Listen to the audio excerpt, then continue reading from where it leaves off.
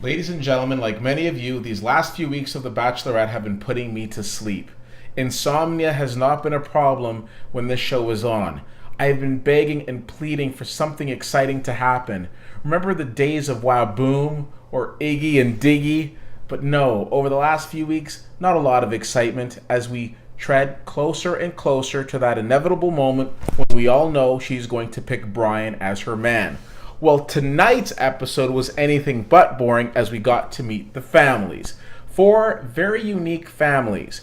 So first of all, we got to meet Eric's family, and it was funny because I had friends texting me saying, I like Eric's family more than I like Eric.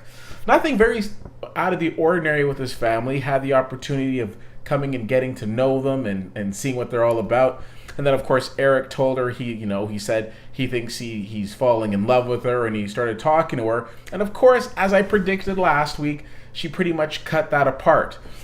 She didn't like the way he said it to her, and she didn't like the way that he was professing his feelings for her. Translation, nothing you do will be good enough because you're not Brian.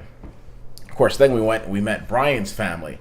And this was somewhat silly because, of course, Brian's family, is of Hispanic descent, and his mom's speaking, and we understand what the mom's saying, so I don't really know why she needed to be subtitled. It just seemed to be ridiculous to me. Anyways, once you get past the fact that she threatened to kill the poor girl, very nice family. Again, I wasn't expecting any sort of major drama in this instance because we know that she's going to pick him. So at the end of the day, not a big surprise here. It was the last two dates that were more interesting to me, or the last two family reunions, if you will. First of all, Peter. What was that about? First, before you meet my family, I want you to meet my friends. And wouldn't you know, they're all in interracial relationships as well, so you should feel comfortable. I wasn't sure if we were seeing Get Out 2, because it was like, oh, I finally found a black girl, and now I can bring her to my friends, and they can see that I'm down, and I'm totally into this whole interracial thing. So, with the other relationships, you got to meet their family, but no, it's this huge, thing where she's on display. So it was very, very bizarre. Anyways, by the time Peter did get to meet the family, wasn't it sweet watching him play with his little niece and watching Rachel eat it up? Guys, here's a hint. Anytime a woman sees you with a child, she doesn't just see you with a child, she's auditioning what the future could be like. She's thinking to herself, this is what it's going to be like when he's with our child. And to Peter's credit, gold star, because she was completely eating that up. Now, of course, the previews told us that something interesting was going to happen when we got to meet Dean's family. We knew from conversation that Dean had lost his mother years ago, and he did not have the greatest relationship with his dad. Apparently, the whole family disbanded once the mother passed away, and they weren't close. Well, the father had basically taken his life and transformed into a, wait for it, Kundalini Yogi Sikh. I'm not making that up. A Kundalini Yogi Sikh.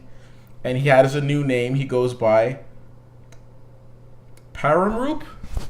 Anyways, when you see the ads, when you see him, with his little gong and all that, you might think to yourself, okay, he's a little bizarre. Truth be told, is he was the coolest guy in the entire show. He was the coolest guy in this entire episode. I really liked Dean's dad. So from the moment Dean and Rachel came in, he had this wonderful speech talking about how, one of the most wonderful women that he'd ever met was Dean's mom. No disrespect to his current wife, and talked about all the great times they had. And he talked about feathers being this wonderful symbol, and he presented them with feathers, and it was very nice. So all of a sudden, these feelings of this guy must be crazy were quickly replaced with this guy's really cool, as he welcomed them into the home. And yes, they went into their little, kind of seance or whatever thing they were doing. But I mean, that's what he's into. That's his thing. He's not going to change because ABC Network shows up and all of a sudden he's got to become a different person. So I respect that. But then I realized something. Dean's a bit of a douche.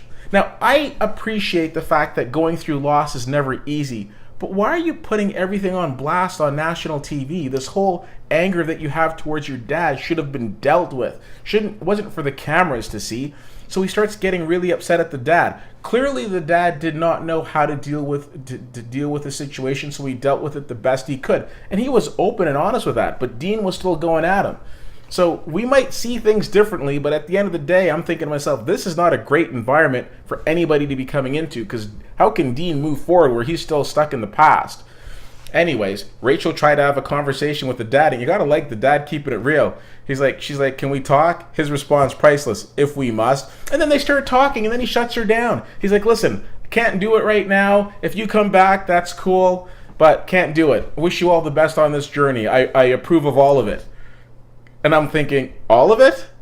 Clearly you haven't been watching the show. Mud wrestling, you're okay with? All of it? Really? Anyways, like Dean's dad, but you had to know as soon as they left that house, Dean was not going to be coming back with Rachel anytime soon. Then we get to the final rose ceremony, and we finally have a nice rose ceremony at the end of the show, as opposed to halfway through the next show.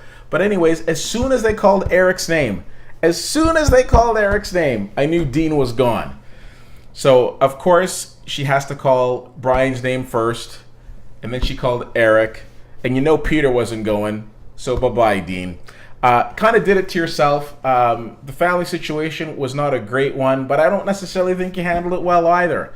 But if it's any consolation prize, even if you had made it through this week, your name's not Brian. And I come back to the Brian thing every week because look at the way she looks at him. Look at the way she talks about him. Look at the way she kisses him. She is so into Brian. It isn't even funny. Like, I honestly feel at this point they should say, all those people about to win the Bachelorette, take one step forward. No, all you other guys, not so fast. Just Brian. I think it's done. So next week, we're going to get a chance to meet Rachel's family again, because of course we met her last season in The Bachelor. So we'll see how that goes. The road to Brian winning it all continues next week. Let me know what you thought of tonight's episode. Do you think I'm wrong? Do you think it could be somebody other than Brian? Could Eric shock the world?